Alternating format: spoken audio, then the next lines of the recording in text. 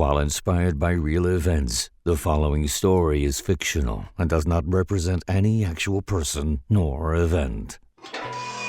Imagine a city unlike any other, where the denizens of this world and others collide daily. Welcome to New Orleans, babies.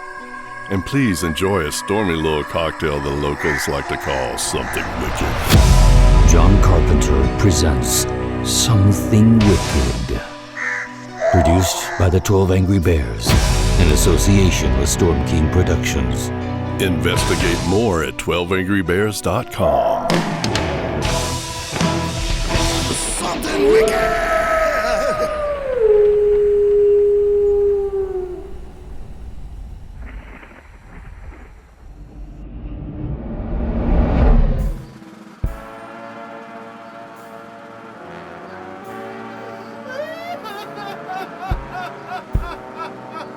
Oh, I love a parade. With lowered head, I bet you call it a funeral procession. But me? Oh, the weeping. The horse-drawn coffin. Ooh, and the mournful cries. Jesus, not my baby! My sweet baby! Brothers and sisters, let us bow. But soon they'll ruin it with their joyous dancing and revelry as they leave the cemetery celebrating the life of a loved one. But here's somebody that intrigues me. See her? The passenger cinching down her seatbelt in that old hearse, flossing its way through the lower garden district. The one with Something Wicked history tours on the sides. That's Nikki Goodluck. And while she may be a young woman now, she's still that little girl whose desperate whispers caught the winds many years ago in sunny Los Angeles. And the winds, they tickled my ears. Oh, in the spirit of full disclosure, folks, this tale is a dark ride. Welcome to New Orleans, baby. Tourists! Look out, Paige! Only tourists use the horn here. We're much more laid back. Then could you slow down a bit? Don't worry, Nikki, I never drive faster than I live. But you live recklessly fast. Beats the hell out of dying slow like most folk. But if you kill us before we get to the Vieux Carré, I can't fill in for you on the tour. If he wants to be a New Orleanian, you got to lighten up, Nikki. Copy. Copy? What are you, on CB radio? And another thing, say the French Quarter or just the Quarter. Vieux Carré will go right over the tourists' heads. And another thing, forget all that north, south, east, west bullshit. Down here, it's lakeside, riverside, downtown, uptown, meaning downriver and upriver. You gotta sell it, baby. Paige, I have no doubts I passed that 300-question exam, but I have not received my guide permit from the city yet. If your car's broken into, you'll wait 4 to 6 hours for an LPD to show up. If they do it all, you don't gotta worry about the history police, the band police, the dream police. Ooh, do you think Cheap Trick's gonna start touring again? What? Look, the city takes this very seriously, Paige, and so do I. And so should you. It's your company, after all. I don't know about this proposal. Are you saying Jeremiah's not right for me? You think I'm rushing into this, don't you? What? I don't even know him, and yes, you probably are rushing, but I meant filling in for you on conducting this history tour. Focus, Paige, focus. Nikki, you know all the info better than anyone. You want to be a history guide, right? An emissary between the past and the present, or whatever pretentious thing to put on your application. What? Huh? I was making a joke. You said pretentious, and I answered, what? I still don't get it. Here's someone else that intrigues me. The Creole man racing them to the intersection in his pedal taxi. That's Esteban LaBatte. I like him. Might say I owe him one. That smartass Esteban is out early. He must never sleep. Bring out your dad. You don't have enough horsepower, baby. Morning, Esteban. Oh, Nikki, what you doing here? See what I did there? Now that's a joke. Yes, I broke your code. It was a pun on horsepower, a metric used for measuring the performance of engines, adopted by 18th century Scottish engineer James Watt. Yeah, I can tell this tour is going to be a real hoot. Are you there, Father Sherman? Yes, Mrs. Andrews, yes, I'm here. How may I help you? Something terrible is weighing on my soul. Oh, yes, your missing granddaughter, I understand. It's been almost 48 hours now, isn't it? Any new developments? It's why I'm here. Has God forsaken me? Let me ask you, are we not all his children? We are. And you would never forsake any of your children, would you? Never, Father, to my last dying breath. Then you have your answer, Sister Andrews. He won't punish my grandbaby for something this foolish old woman done, will he? How could he not love our dear Grandma Andrews? I fear I done something not even sweet Jesus will forgive. Now you listen to me. All can be forgiven. All. So what troubles you so much? I think I done made a deal with the devil. Oh, God. You still there, Father Sherman? What about you, Jesus? And here we are. Look, I know you're nervous. Your group should be gathered around the corner in front of the shop. Don't be that person that stood in the way of true love. And that's how Nikki's adventure begins, with the release of a seatbelt. Thank you. I really appreciate this. He just popped the question last night at the half moon, and we decided to elope. What can I say? We're romantics. And it was crawfish night. Be safe, Paige, and congratulations, I guess. Playing the role of Paige in today's episodes of Something Wicked History Tours will be Nikki Goodluck. Here, put my permit around your neck. They don't put photos on them. Go make Mama proud. Oh, but those words halt Nikki momentarily in her tracks. I am so sorry, Nix. I just meant... I was 13 when she overdosed. It's history. I'm past it. We're good, Paige. You got this, kid. One last thing, Nikki. People here are looking for entertainment more than information. Can't we do both? Okay, Nikki, you are now Paige, an insane bohemian nut job. That was kind enough to give you a ride and your dream job walking through history. Okay, let's go create some infotainment. Hey, Jay, what's happening? Got a new business model I want to hit you with, T-Boy. Better get both on ready, because I'm about to drop some heavy knowledge on you. Now, how heavy? Like $500,000 worth, and that's just for starters. Always got time for my chief operations officer. Damn, T-Boy, you take that corporate approach to game life serious. It's a whole new world, AJ. But if you're gonna take over the Ninth Ward 60s one day, this can't be one of your get-rich-quick schemes. Why y'all gotta be busting my balls like that and shoot me down? History got a funny way of repeating itself, but lay it on me, cuz. Check this. Someone approached me with a business proposition, as you would say. Seeing this cat named Valet Sutton is willing to pay $15 to $20 for each shorty we grab for them. We talking like 250 G for every couple of months. More we hit the rural where nobody cares. Whoa. Check yourself, fool. You talking about all these missing kids? Have you lost your goddamn mind? Just hear me out. We talking a lot of money for very little work. You think enslaving our people for what? Money is a good idea? Man, what the hell you hit me for? Damn, AJ. When it comes to smarts, you shorter than a midget with no legs. How does any different from my slanging fools crack and heroin? Come here, AJ. Come on outside.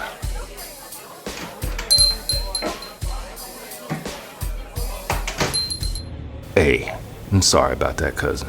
If what you say is true, that sounds like a lot of easy money.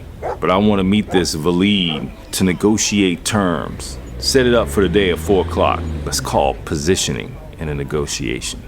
Positioning? Yeah, I can do that, T-Boy. Cool, but don't mention this to anyone. And I mean anyone else. We good? We good, cousin. If this works out, you personally will be looking at quarterly bonuses. Nikki holds court as she leads the enthusiastic group through the quarter. So you have heard about them? Yes, the Triangle Books of Saint Germain. They're said to contain 3 rituals, or incantations. You could say the Triangle Books have a 4th incantation, as Nikki's mere mention of them summons the interest of Boozy. a worthless street rat of a person who now follows the group eavesdropping. I heard they contain the secret to immortality. Correct. The third ritual, immortality, or at least 100 years worth, reportedly. The first two rituals are 1, to transmute precious gems and metals, turning lesser stones or lead into rubies, diamonds, or gold. I read online that was the second ritual. Incorrect. The second ritual is to find any treasure underwater since the Great Flood, as it says. Unlimited wealth and immortality? Now we're talking. Also incorrect. As with most things in life, there are limits. The first two rituals can only be conducted when land, day, and night are one, a solar eclipse. Ah, Boozy notices someone else now drafting the group eavesdropping. Their piercing eyes unsettle poor Boozy, and when he looks back, the stranger is gone, prompting our rat to scurry away. What about the immortality ritual? It can be performed at any time, but one must possess a unique longevity amulet that is well diagrammed in the two books. I heard a rumor. There's a third triangle book, and it's somewhere here in New Orleans. Incorrect. Hogarth manuscripts 209 and 210, as they are known, are the only copies, and both currently reside at the Getty Research Institute in Los Angeles. Which brings us to the last and most exciting stop on our tour. Did you know the Spanish Inquisition almost happened here in New Orleans? This sounds like BS. Huh? Oh, no. As a historian, I only deal in facts. Imagine this. April 1790, Father Antoine, a Spanish Capuchin monk, reports to Governor Miro of New Orleans, informing him that Father Antoine is to seize all subversive materials and people. He also informs the governor to make his guards available to assist the friar with these endeavors. Now, the governor's main job was to build the colony, and inquisitions are bad for business. 2 days later, Antoine was rousted out of his slumber with a knock on his chamber door. He was met by an officer and several soldiers. Assuming Governor Miro had responded to his request, he greeted the soldiers. Noble soldiers, I come in His Excellency for his prompt compliance to my request. Alas, I have no use for your services this hour of the night. Go then, with the blessings of God. Instead, the soldiers arrested the friar, who cried out, You dare lay your hands on an emissary of the Holy Inquisition? I obey the governor's orders. If those orders say your ship will leave immediately. Antoine was taken directly to the wharf and put on a ship bound for Spain, thus ending the Spanish Inquisition here in New Orleans before it could start. Now, here's the real excitement. Several years ago, the New Orleans Water and Sewer Board was repairing the sidewalk in front of the friar's former residence. Hey, did you hear that? Shh, I want to hear this. In a hidden chamber behind a collapsed wall, they found an exorcism kit that showed signs of usage. Dried blood. And that kit is on display in this very hotel. Just follow me into the coachman's lobby. Nikki leads the group around the corner to see the crumbling remnants of a display case that once held Antoine's exorcism kit. Oh, shit.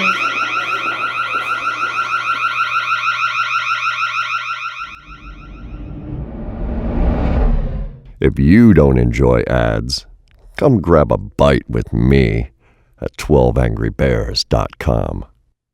And now, back to John Carpenter Presents Something Wicked.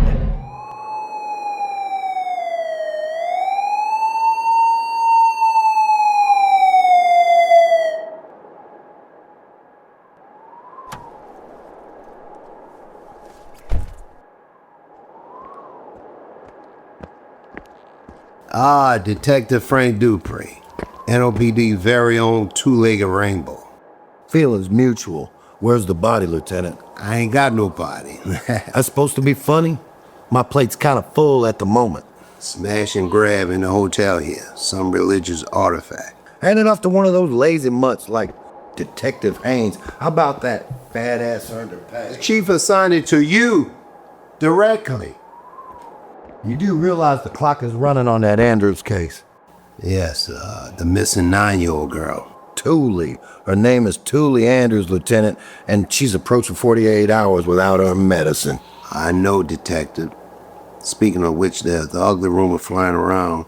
You had a little press conference this morning. Bastards ambushed me leaving the grandmother's house. Frank DuPret talking to the meter, yeah. That never bodes well for my ass. That previous fiasco was BS, Lieutenant. I was, misquoted. Again. Like I said, bastards. By the way, I'm also trying to avert an all-out gang war between the 9th Ward 60s and the Holly Grove clique. Have to wait. Seems that you got a fan club, Frank. Don't say Father Sherman again. No, a higher power. Archdiocese called the chief. Chief called me. I call you. You, humbug. Damn it to hell. Archdiocese. Well played, Father Sherman, your mother. What's that, Frank? Me humble. You know, I'm humble. Good. Take your humble, cheerful ass over there and start investigating. I thought I heard glass break. I told you I heard something. Oh, pshaw. But neither one of you actually saw anything, correct? No. No. Of course. Where's your cattle dog? I beg your pardon? Your tour guide. Did he just call us cattle? Over there. That young dark-haired girl, Paige. Oh, she's terrific. You'll really like her. She brings the voices of the past alive, like an emissary between the... I wouldn't put money on it. Paige. Oh, Paige. Oh, yes, that's me, Paige. Sullivan. Can I see some ID, Paige? See, I got a sixth sense, Paige. I can tell when people are being deceitful, Paige. Fine. Here's my driver's license. Just stop saying Paige over and over and over. You're like the damn telltale heart. Nikki Goodluck. Fan of Edgar Allan Poe, Miss Goodluck? Well, yes, I am. Many academics would consider him the inventor of detective fiction. Sorry, book club just ended. This is a California driver's license. You live here in New Orleans, Miss Goodluck? Yes, sir. Several months now with my grandmother at the Robustelli house in the Lower Garden District. Detective, if we are to continue this as informal conversation, I ask that you address me as Nikki. I didn't catch your name? Yeah, funny how that works when I didn't offer it. Hey, Nikki, you good? Think you need a ride home? She's got one, Esteban. I'll just keep your tour guide permit as evidence for the time being. Don't go anywhere, Miss Goodluck. We'll follow up on your ride home. Dispatch, this is Detective Frank DuPret. I need a warrant check on a Nikki Goodluck, formerly of Los Angeles. Here's a California driver's license number. Let me give you some advice, Nikki. Oh, is it Nikki now, Frank? Is this an informal conversation now? Yes. Otherwise, a formal conversation with Miss Goodluck could involve identity theft, maybe even fraud by deception. Plus, you haven't changed your driver's license to Louisiana within the mandated 10 days of relocating here. Okay, that last charge is pretty weak, Frank. So, what's this great advice? You friends with the pedal cabbie? You know Esteban? I know everyone in the quarter. It's how I knew you weren't Paige. And I know his type. What type is that? Non-white? I'm not one of those cops. I don't know if you're prejudiced against law enforcement or just acting rebellious because you think it's cool now. I assure you, it's no act. Just saying, you should be more careful with the company you keep. Does that include present company? Hold on. I've been looking for that street rat hanging around the alley there. This will only take a moment. Come here, Boozy. Don't run, you know the rule. If Boozy run, Detective hurt Boozy, I know. You'll hurt him? NOPD's finest. Huh. I'll use appropriate force to detain a suspect. What are you doing hanging around the alley behind Dante's? You stealing again, Boozy? Don't you lie to me, I'll know. Or what? Appropriate force, little girl. Hey, Rat, talk to me, not her. I'm just running errand for myself, the club's bar manager. Well, in all your industrious free time, Boozy, you heard anything about this beef between 9th Ward 60s and Holly Grove crew? Yeah, bad blood with Holly Grove real bad. You best stay away from Mid-City. That's what they scrapping over. A lot of money being left on the table. Big old storm brewing. Heard any talk about the missing girl from the Ninth Ward? Just a lot of people over there really upset with you, Detective. What you do this time? Appropriate force, I'm guessing. I was misunderstood. You hear of anything? Who's your first call? You, Detective. Damn right. Now step away from my car. You never answered my question. Should I be cautious of your company? You're feisty and direct. That's good. You'll need that to survive here. How's this for direct? That's an intentional misdirect to avoid answering my question, followed with false praise to beguile me. Very manipulative. I was the parent to 2 adult addicts at age 9. I know all the tricks. Sorry. Kids see everything. When a parent lets them down, they suddenly feel all alone in a real scary world. No child should ever feel that. Another dodge to my question. Your eyes look weary, not bloodshot or dilated, so I surmise that's from sleep deprivation. You don't smell of booze, so that and your lack of interpersonal skills tells me while you haven't had a drink in a very long time, you're no friend of Bill W's. You white-knuckled it, no patience for a 12-step program. How am I doing so far? Very well. You'd make a good detective. Real attention to detail. Haven't had a drink since the storm. Katrina? Yes. I really don't like storms. It was storming the night my mom died. Were you on the force during Katrina? No.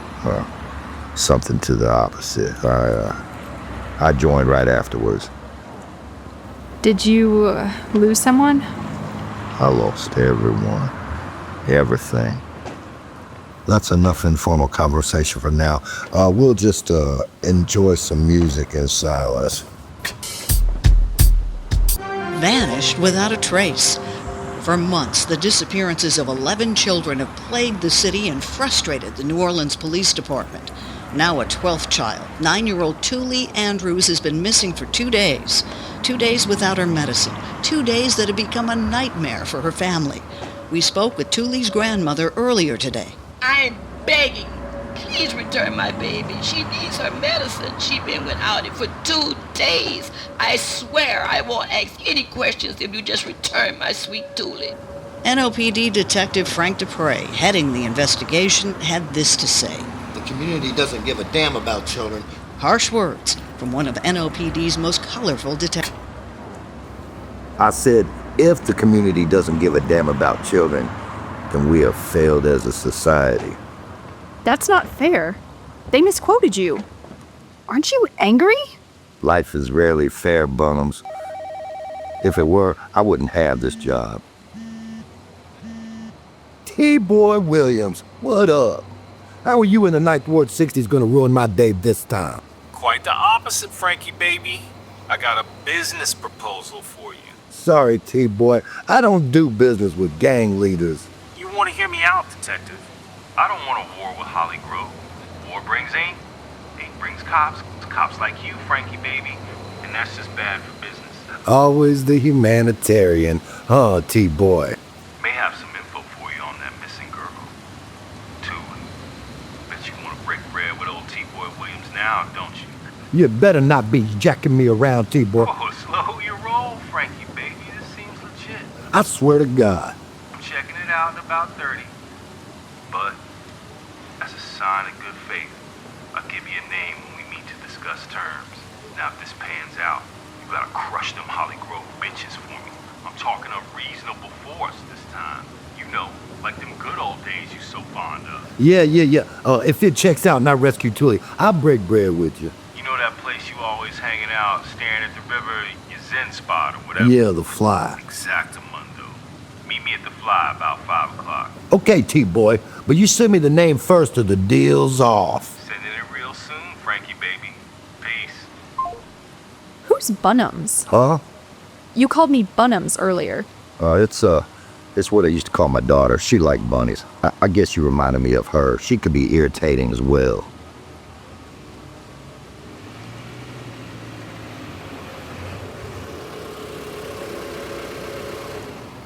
Look, Nikki, besides the Thule Andrews case, I'm trying to avert a war between T-Boy Williams, 9th Ward 60, and Cordell Brooks, Holly Grove crew, so let me cut to the chase. Oh, please do, Frankie baby. You do the legwork for me on this stolen exorcism kit. What it's worth, who might want such an item, etc., and free me up to focus on the real crimes. Do that, and this whole situation you're in goes away. Understand? Yeah, appropriate force. I understand. And for the record, I am a good detective. As a historical researcher, that is. Guess we have some common ground.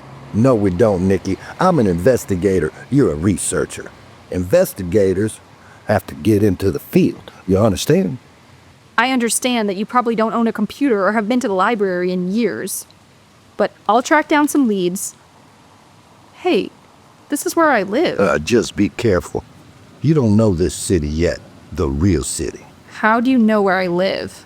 I also know everyone in the LGD, too. Say hello to your grandmother, Memere Robustelli, for me, and let's keep this arrangement to ourselves. And to answer your question, I am one of the good guys. That's really what you meant, wasn't it? Yes. Hey, Frankie baby. Do not call me that. Seriously, whoever fights monsters should see to it that in the process, he does not become a monster. You're a fan of Nietzsche as well, Nikki? A little. Though some people find his earlier works. Hold on a second. T-Boy sent the name. Philosophy Club just ended. Safety first, Nikki. Step away from my car. Annie Warlet's fine as my ass. Jerk. Let me step outside. You wanna burn the phone? We cool, Cordell. What you say, AJ? T-Boy, go for it. Yeah. You don't sound very convincing. I don't know. He got really pissed at first. Even smacked me on the side of my head. But then he suddenly changed his mind after thinking about it. Then what's the problem? Says he wanted to meet the Connect with Led to negotiate terms. That sounds like T-Boy Williams. Always running things like a corporation. True. But as long as I've known T-Boy, he never changed his mind, especially that quick. That's a good point. Maybe it's time for a hostile takeover of the 9th Ward 60s. You ready to step up?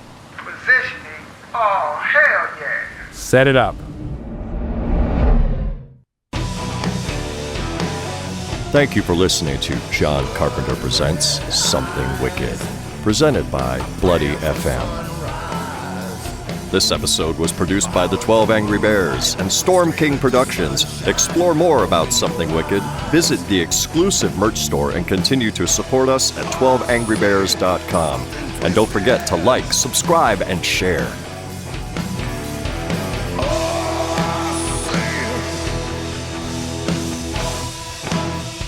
Something wicked!